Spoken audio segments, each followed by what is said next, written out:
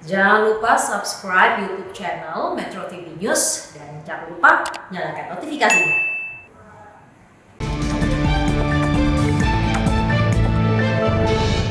Menangkal gelombang ketiga.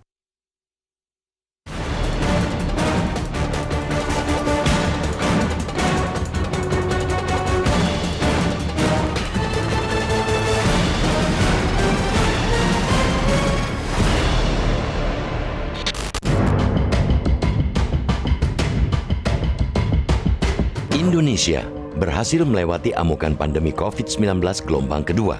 Itulah buah dari kerjasama apik semua anak bangsa.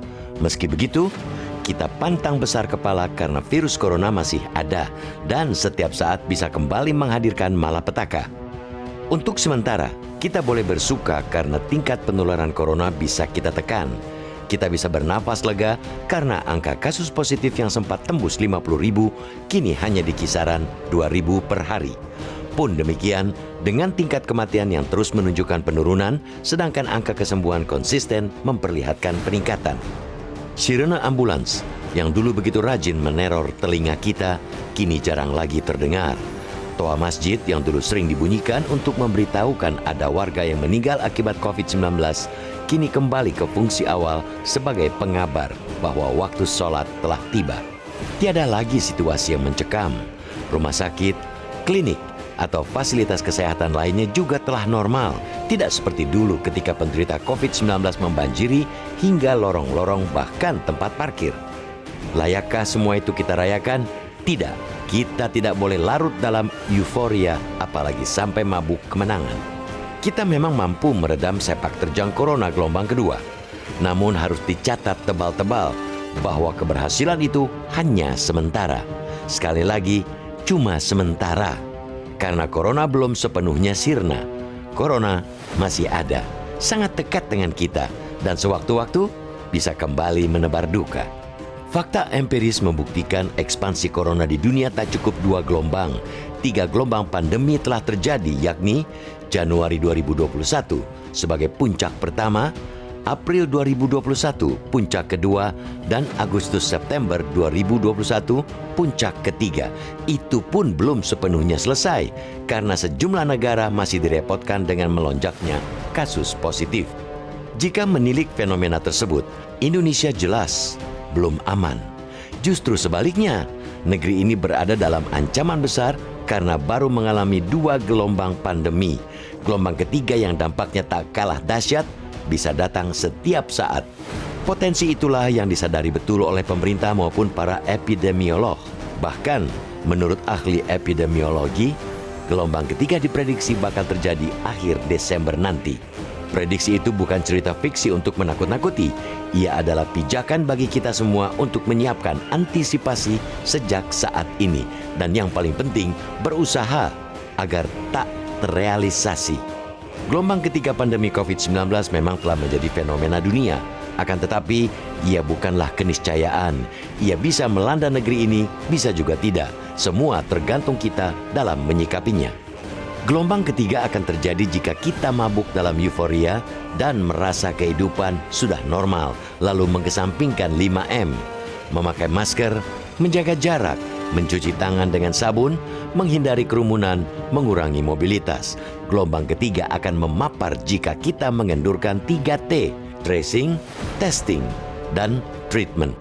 Gelombang ketiga akan menyerang jika pemerintah membuka seluas-luasnya pembatasan bagi mobilitas dan kegiatan.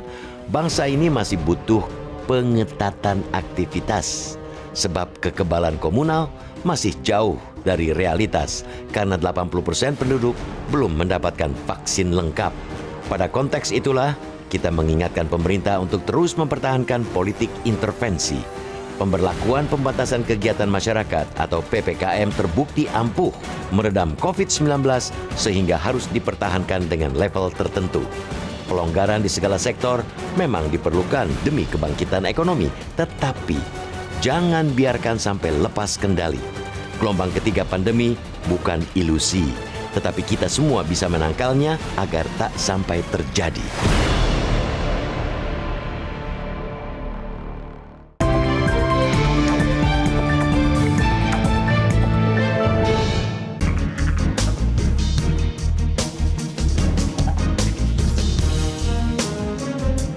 kasih pemirsa, Anda masih bersama kami, Bang Elman. Kita mau bertanya dulu, Bang. Kita sudah terhubung lewat saluran telepon dengan pakar epidemiologi atau epidemiolog Universitas Indonesia, Tri Yunis Miko. Pak Yunis, selamat pagi.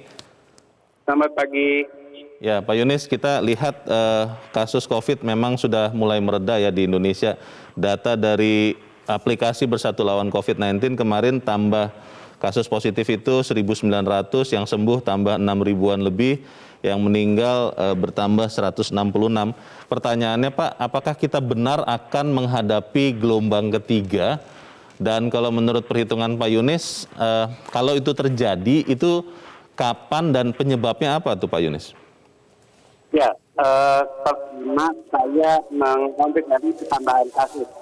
Dengan itu 1.800 ditambahnya atau 1.600 itu karena testing tidak standar semua kabupaten kota, untuk testingnya tidak standar begitu. Jadi penurunan angka itu meragukan data itu bisa saya tambahan kasus.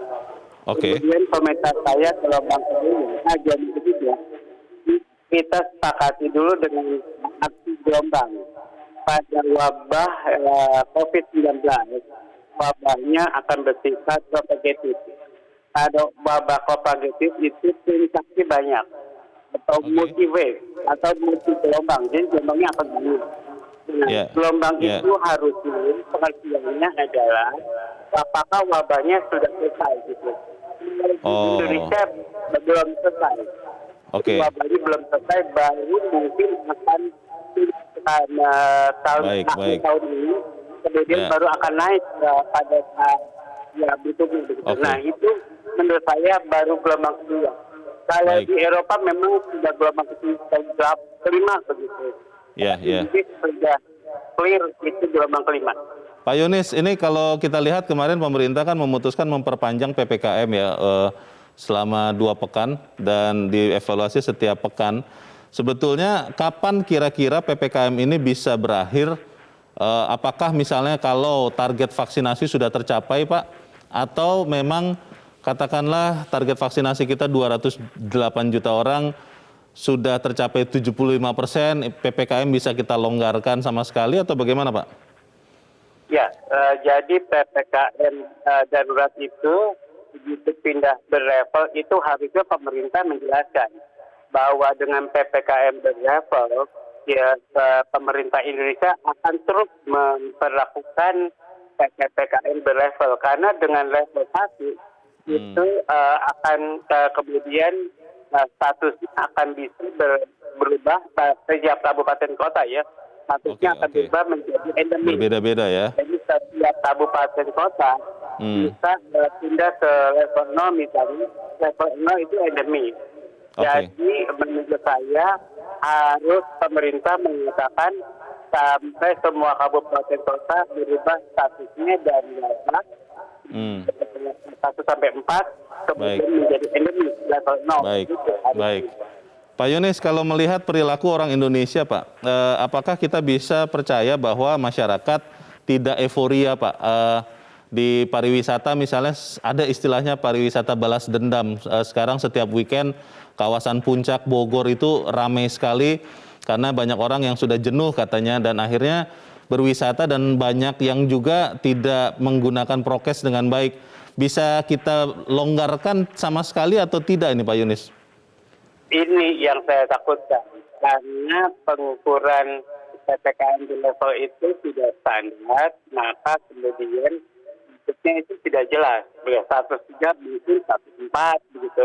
102 mungkin 103 karena pengeluarannya tidak standar. Kalau menurut saya pemerintah Indonesia harus berstandarisasi semua kabupaten atau kota sehingga semua kasus itu dideteksi dengan tes yang 1 per 1.000 populasi per minggu atau per hari. Kemudian kontak tracing yang harusnya 1 kasus itu. Nah kenyataannya sekarang semua kabupaten kota itu berlomba-lomba untuk cepat-cepat pindah dari PPKM level 4 ke 3 ke 2 ke 1. Nah ini yang saya takutkan. Nah cepat-cepat ini berpindah, maka kabupaten itu berkumpul semua terhadap penaikan kasus Baik. COVID. Jadi sekarang penurunan kasus 1.600 itu menurut saya semu begitu, karena semua kabupaten kota itu melakukan salah begitu. Oke. Baik, kita sama-sama bersiap terus untuk menghadapi apapun gelombangnya ya. Pak Tri Yunis Miko, terima kasih Pak sudah menjelaskan bagi kami pagi ini. Selamat pagi Pak Yunis. Selamat pagi. Menarik Bang Elman, dikatakan epidemiolog Yunis ini mengatakan bahwa dia khawatir data ini semu. Kabupaten kota ada yang kemudian berlomba-lomba menurunkan level PPKM-nya supaya ekonominya mungkin bisa bergerak, masyarakatnya bisa bergerak. Kalau benar begitu bagaimana Bang? Itulah sebetulnya yang kita khawatirkan dari dulu kan. Seolah-olah semangat PPKM itu hanya dari pusat kan gitu kan. Iya. Sementara daerah, gubernur, bupati, wali kota ini sepertinya melihat sebelah mata itu PPKM.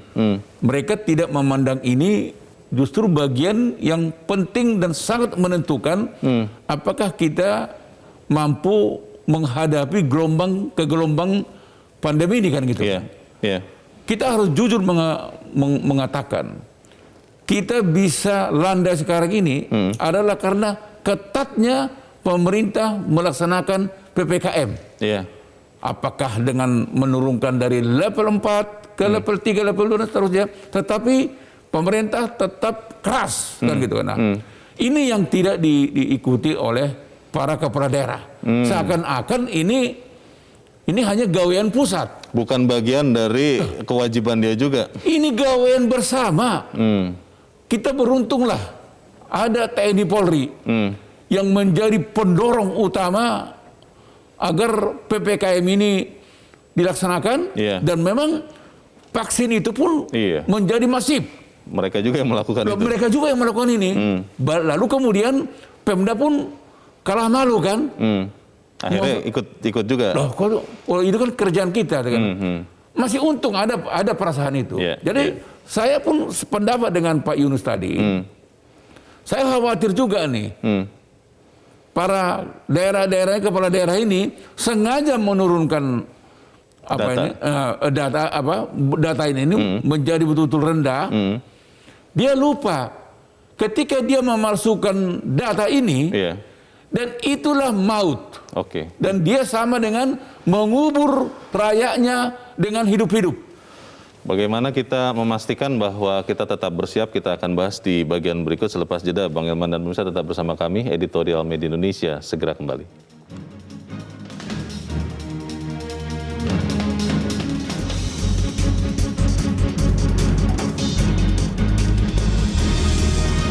Media Indonesia mengajak Anda untuk mengakses fitur premium e-paper. Dengan sajian konten berbasis intelektual dan meneguhkan kebangsaan, Media Indonesia tampil dengan lebih dinamis melalui e-paper Media Indonesia yang dapat Anda akses kapan saja, di mana saja. Caranya mudah, download aplikasi Media Indonesia di Android atau ketik link epaper.mediaindonesia.com atau bisa scan QR Code pada layar kaca Anda. Klik tab e-paper di bagian samping layar tablet Anda, daftarkan data diri, serta pilih paket berlangganan e-paper Media Indonesia sesuai dengan kebutuhan Anda. Nikmati juga bonus spesial tambahan 4 halaman rubrik fokus setiap hari. Semua bisa Anda dapatkan hanya di e-paper Media Indonesia. Untuk informasi lebih lanjut, hubungi customer service di nomor 0811 1201 2018 atau kunjungi media sosial @Media Indonesia. Media Indonesia, referensi bangsa. Terima kasih pemirsa, Anda masih bersama kami di Editorial Media Indonesia. Bang Elman, yang tadi Abang katakan sebelum jeda itu menakutkan sebetulnya Bang. Tapi pertanyaannya adalah, apakah kita, masyarakat Indonesia, masih merasakan takut yang sama terhadap ancaman kematian dari COVID ini? Pada saat sekarang kita lihat angka-angkanya memang sudah turun relatif signifikan dibandingkan misalnya bulan Juli lalu. Apakah kita bisa, kalau kata anak muda sekarang, kasih kendur? Ya, biasanya sih kalau berdasarkan pengalaman yang sudah-sudah ya, daya ingat masyarakat kita ini kan pendek, rapuh kan, cepat pendek, lupa, cepat lupa kan gitu kan. Jadi selalu mereka berlindung udah lelah kita. Apa ini semacam Iya. lockdown ini katanya. Sudah jenuh. Udah jenuh. Nah, begitu ada kesempatan seperti Bung Leo tadi katakan tadi, ala balas dendam pariwisata kan gitu. Iya, iya. Di restoran juga Tuh. semacam ada amuk massa kan gitu kan. Seperti yang di Kemang waktu itu ya. Jadi nggak peduli, walaupun ada barcode-nya itu nggak diperduliin itu. Tidak di scan itu, Nggak peduli di-scan. lindunginya. Nggak, dan petugasnya pun ya sudah dia pikir kesempatan nih kan gitu. Karena bisnisnya memang sudah lama tidak tumbuh. Nah, inilah yang kita khawatirkan kan. Dan jangan lupa, begitu gelombang ketiga itu masuk, disitulah kita tidak mampu menghadapinya. Oke. Kita ini pun mungkin segera menyusul. Aduh. Nah ini Jakarta misalnya, kan dikatakan ini sudah top kan, vaksinasinya udah mencapai 100% katanya. Iya. Tapi ternyata kan kemarin saya baca di Google ya, oleh Dinas Kesehatan mengatakan 2,5 juta masyarakat Jakarta belum divaksin. Oh. Alasannya katanya takut disuntik, dan kedua juga dia bilang katanya ada penyakit bawaan. Oke. Nah, bayangin Bung Leo, ini Jakarta. Bagaimana daerah lain ya? Bagaimana daerah lain? Iya. Jangan-jangan lebih dahsyat dari sini. Baik. Nah, inilah yang akan menghantui kita, kekhawatiran kita.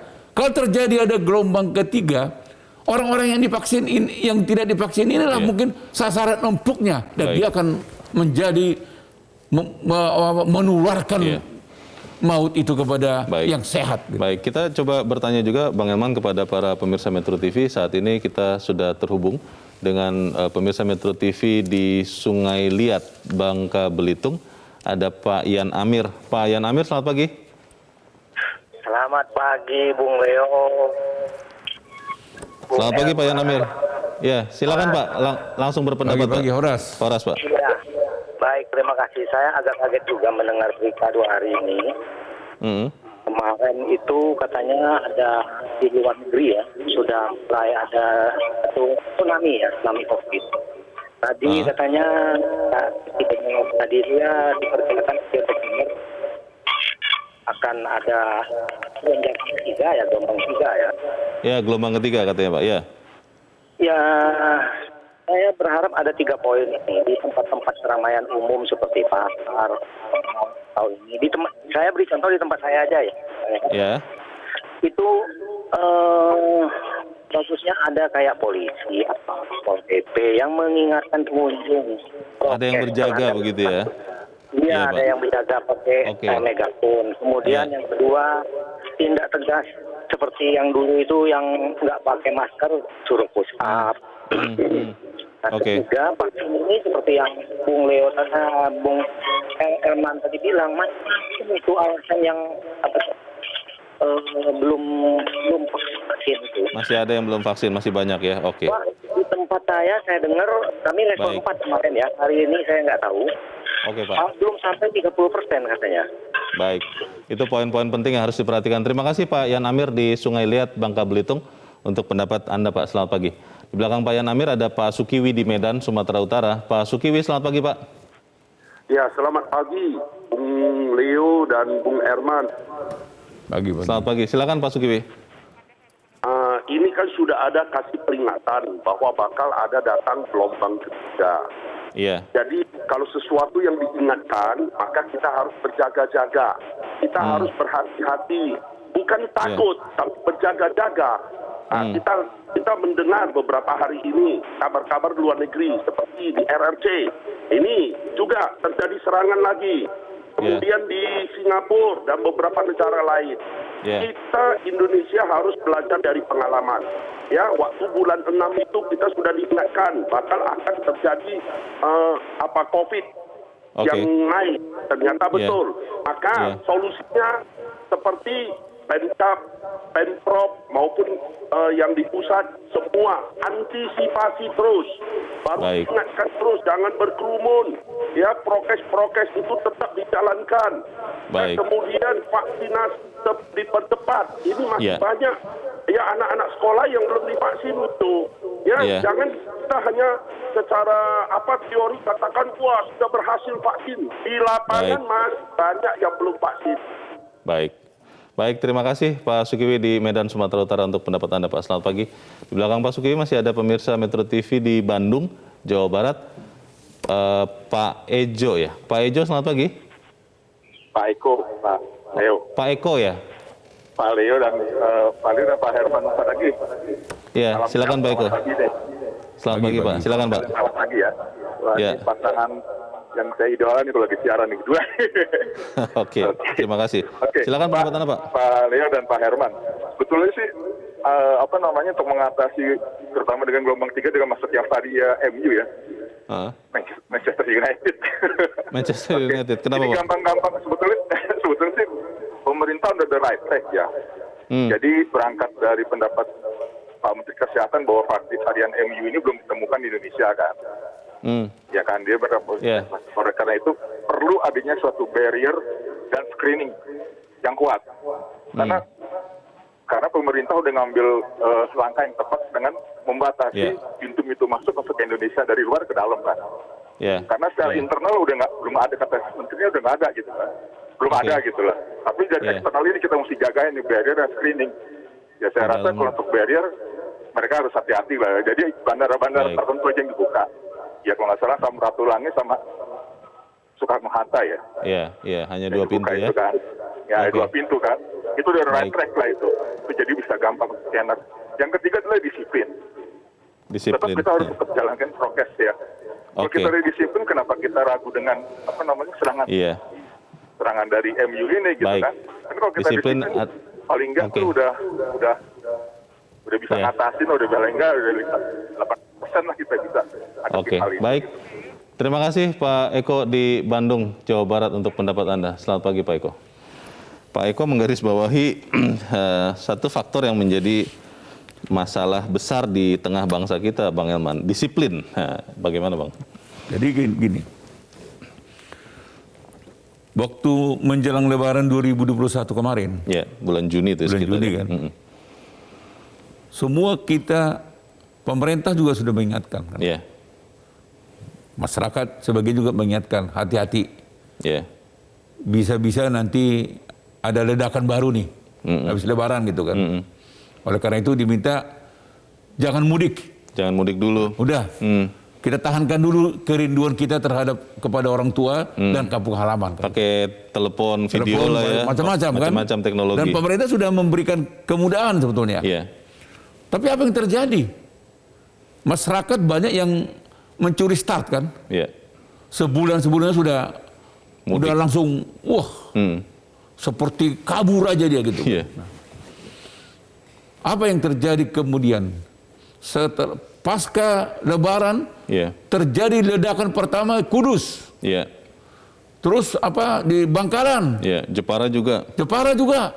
Dan menyusul kota-kota lain. Dan pada saat waktu itu mencapai kita positif COVID itu 50.000 sampai 60.000 satu hari. Top-topnya itu ya. Top-topnya. Nah, bagaimana kita lagi menyesali itu? Nggak ada gunanya disesali. Kita tinggal mendengarkan sirene, hilir mudik di depan rumah, dia kan tidak henti-hentinya membawa rasa ketakutan kepada kita. Pagi, siang, sore, malam, dini hari semua sama. Semua sama. Dan kita, Nah, sekarang kan sirene itu kan sudah mulai jarang terdengar. Betul. Dan kita lihat juga rumah sakit sudah mulai reda kan gitu kan. Sudah tenang lah, normal gitu kan. Nah, oleh karena itu menurut saya, kita harus tetap waspada. Lebih dari kewaspadaan apalagi terserah. Tetapi kalau saya mengatakan, jangan hilang rasa takut. Rasa takut itu harus tetap dipelihara, tetapi tidak boleh juga menjadi paranoid. Jangan paranoid kan. Tetapi takut harus tetap dijaga ada di dalam diri kita masing-masing. Supaya kita tetap waspada kan gitu. Kalau tidak, Bung Leo, gelombang ketiga itu lebih berbahaya daripada gelombang kedua. Baik.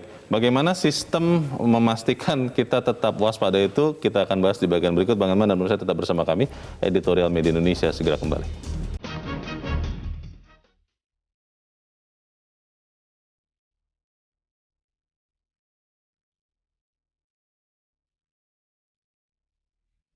Terima kasih pemirsa, Anda masih bersama kami. Kita di bagian akhir dari diskusi kita pagi ini. Bang Herman, ada yang mengatakan bahwa untuk menang perang, maka persiapan yang baik adalah setengah dari kemenangan. Kalau kita berharap menang melawan perang, dalam perang melawan COVID ini, Bang, kita kan harus lihat fakta bahwa ternyata kalau tadi dikoreksi oleh Pak Yunis pada saat off air, yang sudah divaksin 2 dosis di Indonesia baru 28%, Bang, dari target.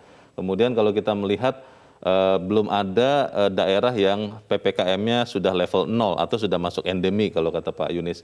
Nah, kalau melihat fakta-fakta ini berarti kan semua yang ditetapkan seperti sistem aplikasi Peduli Lindungi ya untuk masuk ke tempat-tempat umum harus diterapkan dengan ketat. Pertanyaannya apakah itu bisa, Bang? Nah, itu yang harus tetap diingatkan oleh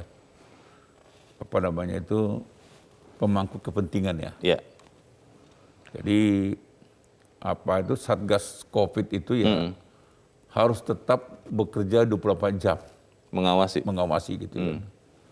Nah, sama seperti yang kita juga harapkan misalnya usaha-usaha pemerintah misalnya kepolisian gitu, membuat ganjil genap di daerah-daerah yang bakal didatangi masyarakat kan gitu kan. Daerah wisata kayak Puncak misalnya kan, Bogor misalnya kan, Ancol misalnya. Nah, dan mungkin di weekend misalnya kan, itu ganjil genap itu berlaku 24 jam aja. Jadi mungkin bahkan pada malam itu harus dikosongkan gitu. Tidak boleh ada lalu lalang di situ kan.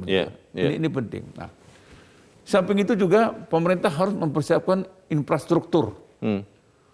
Misalnya tempat tidur di rumah sakit harus disiapkan seperti kita menghadapi gelombang ketiga gitu kan. Tidak boleh kendor. Tidak boleh kendor. Jangan sampai misalnya tempat-tempat yang selama ini dijadikan evakuasi untuk COVID itu langsung dialihfungsikan. Jangan dulu ya. Jangan. Rumah sakit darurat. Rumah sakit darurat tetap dijaga. Di standby-kan. Tempat tidurnya tetap standby.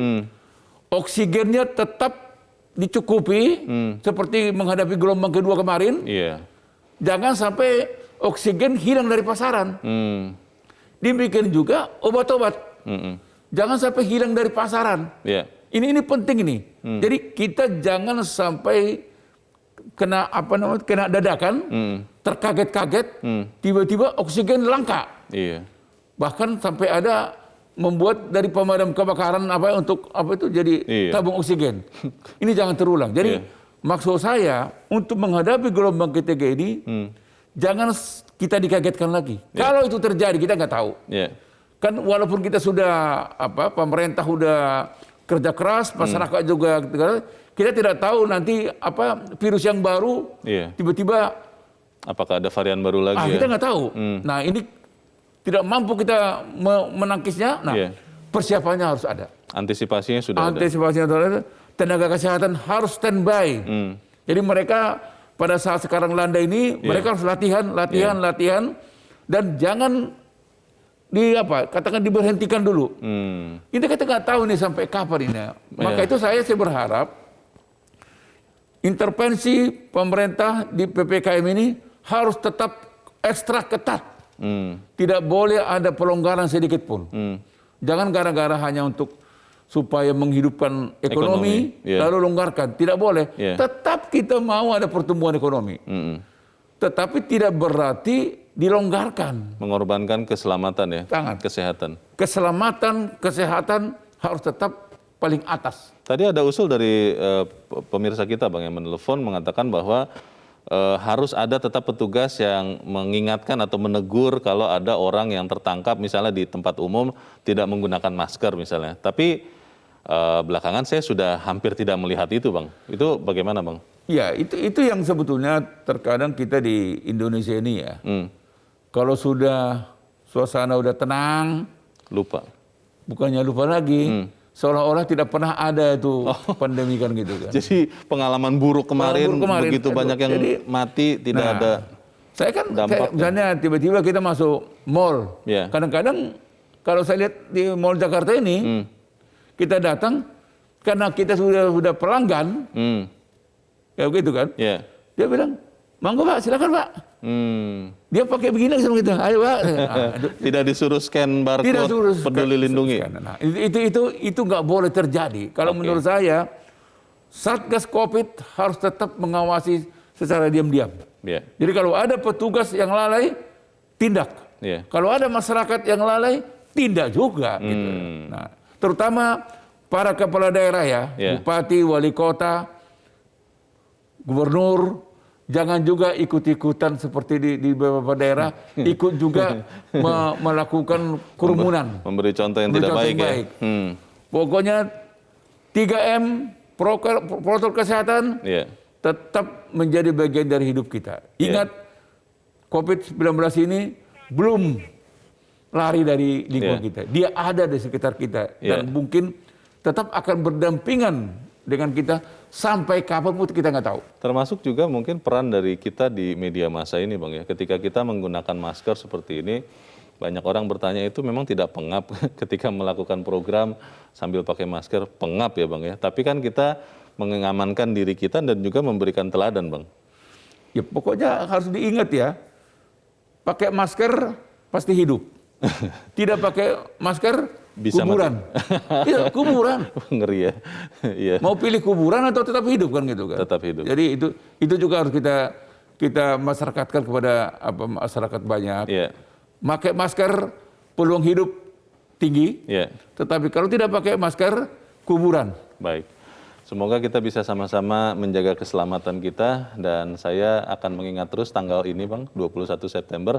Semoga tidak ada pertemuan kita berikutnya membicarakan ada gelombang ketiga Bang. Semoga tidak terjadi. Bang Eman Saragih, terima kasih sudah di tempat ini Bang. Selamat pagi. Pemirsa, gelombang ketiga akan menyerang kalau pemerintah membuka seluas-luasnya pembatasan bagi mobilitas dan kegiatan.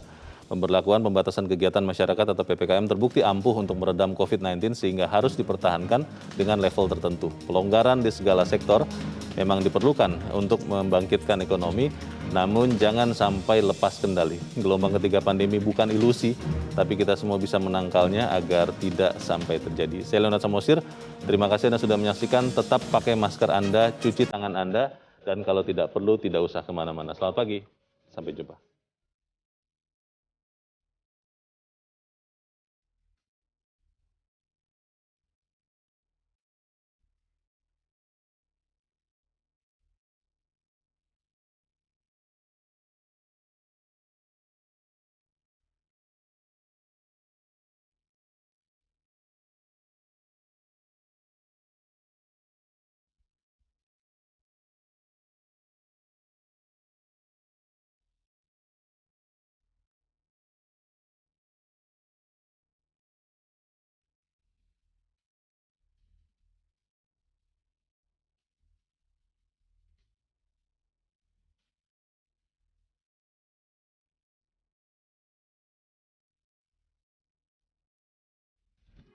Metro TV